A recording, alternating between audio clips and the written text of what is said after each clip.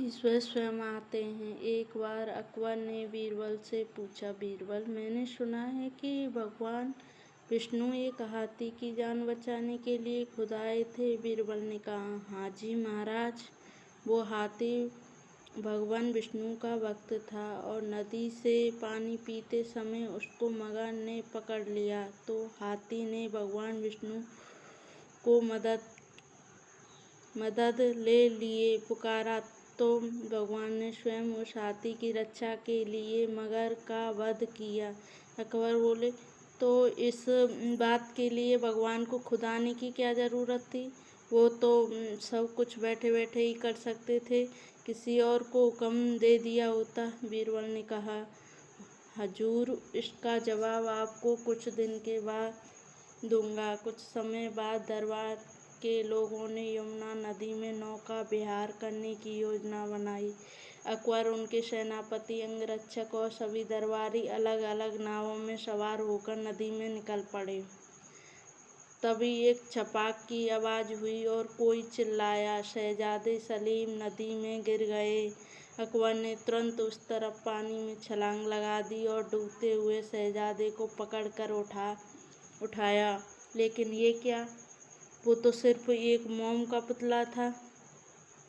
अकबर गुस्से से भड़क उठे, और ये क्या हरकत है? शहजादे सलीम कहाँ है? सारे दरबारी सर झुका के खड़े थे, केवल बीरबल मुस्कुरा रहे थे। बोले, क्षमा करें महाराज, सलीम को उन्होंने अपने पीछे से आगे किया और बोले, शहजादे सलीम सुरक्षित हैं।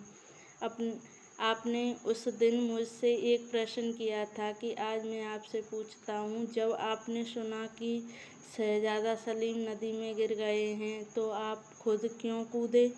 आपके सारे दरबारी यहाँ हैं, अंगरक्षक यहाँ हैं, सेनापति यहाँ हैं, आप किसी को भी आदेश दे देते।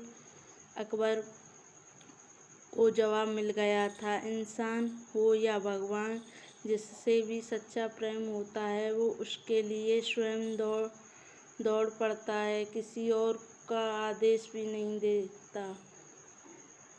नवगुजरा की पौराणिक कथा। यह कथा तब की है जब पांडव वनवास में थे।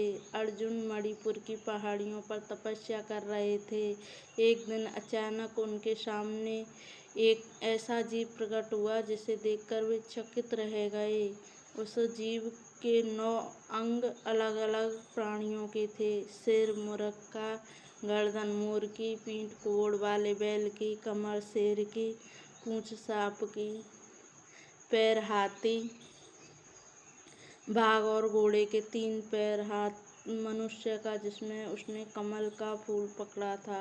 अर्जुन पहले तो डरे, फिर उन्होंने अपना गांडीव धनुष उठा लिया। उन्हें लगा कि यह कोई मायावी राक्षस है, लेकिन जैसे ही उन्होंने ध्यान से देखा, उन्होंने महसूस किया कि इतनी विषमताओं के बाद भी उस जीव में एक दिव्य संतुलन और शांति थी। अर्जुन को समझ आया कि प्राकृतिक रूप से ऐसा जीव संभव नहीं है, यह अवश्य ही चराचर जगत के स्वामी की कोई लीला है। उन्होंने धनुष नीचे रखा और उस अद्भुत रूप के चरणों में झुक गए।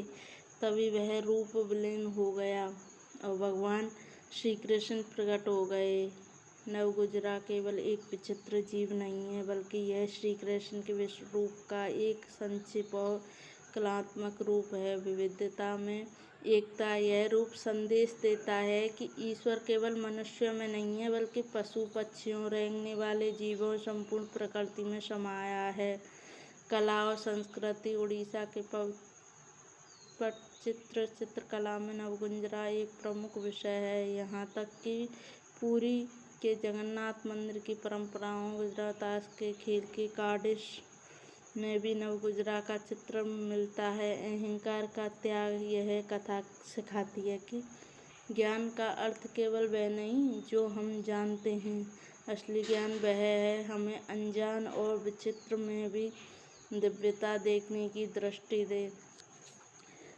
उड़ीसा के कई मंदिरों की दीवारों पर आप आज भी नवगुजरा की नक्काशी देख सकते हैं। इसे विश्व रूप का एक प्रतीकात्मक स्वरूप माना जाता है, जो यह याद दिलाता है कि सृष्टि का हर कण, चाहे वह कितना भी भिन्न क्यों न हो, दिखे अंत एक ही ऊर्जा संचालित होती है। ओम शांति।